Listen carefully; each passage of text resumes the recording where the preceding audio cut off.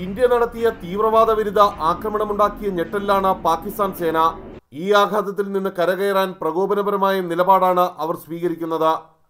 ഏകപക്ഷീയമായി പാകിസ്ഥാൻ സൈന്യം ജമ്മു കാശ്മീരിലെ വിവിധയിടങ്ങളിൽ വെടിനിർത്തൽ കരാർ ലംഘിച്ചു. 50-ലേറെ സ്ഥലങ്ങളിൽ പാക് സൈന്യം ഷെല്ലാക്രമണം നടത്തിയതായാണ് റിപ്പോർട്ട്. പാകിസ്ഥാൻ സൈന്യത്തിന്റെ ആക്രമണത്തിൽ 5 ജവാന്മാർക്ക് പരിക്കേറ്റു. ജമ്മു, രജൌരി, പൂഞ്ച് ജില്ലകളിലെ 55 ഗ്രാമങ്ങളിലാണ് ചൊവ്വാഴ്ച വൈകിട്ട് 5:30 മുതൽ പാക് സേന മോർട്ടാർ ആക്രമണം നടത്തുന്നത്. പാകിസ്ഥാന്റെ ഭാഗത്തു നിന്നുണ്ടായ പ്രകോപനത്തിന് ശക്തമായ മറുപടിയാണ് ഇന്ത്യ നൽകിയത്. തുടർച്ചയായ 3-ാം ദിവസവും വെടിനിർത്തൽ കരാർ ലംഘിച്ച പാകിസ്ഥാന് ഇന്ത്യയുടെ പ്രത്യാക്രമണത്തിൽ കനത്ത നാശനഷ്ടമുണ്ടായി.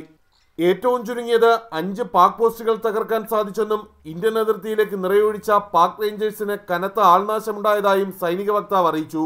ഇന്ത്യൻ സേന നടത്തിയ പ്രത്യാക്രമണത്തിൽ 11 പാക് സൈനികർക്ക് ഗുരുതരമായി പരിക്കേറ്റതായിട്ടാണ് വിവരം. നിയന്ത്രണ രേഖയോട് ചേർന്നുള്ള ജനവാസ കേന്ദ്രങ്ങൾ ലക്ഷ്യമിട്ട പാകിസ്ഥാന് അതേ നാണയത്തിലാണ് ഇന്ത്യ മറുപടി നൽകിയത്. പൂഞ്ച്, മെൻദാർ, നൌഷേര മേഖലകളിൽ ചൊവ്വാഴ്ച രാവിലെയും പാകിസ്ഥാൻ ഷെല്ലാക്രമണം നടത്തിയിരുന്നു.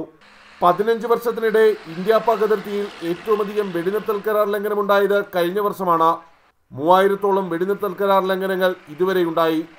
ആർ രാധാകൃഷ്ണൻ, 24, ഡൽഹി. ഫ്ലവേഴ്സും ഫ്ലവേഴ്സ് ഗ്രൂപ്പിലെ വാർത്താ ചാനൽ 24ഉം ഫ്രീ ടെലിവിഷൻ ചാനലുകളാണ്. ലഭിക്കുന്നില്ല എങ്കിൽ ചോദിച്ചു വാങ്ങുക.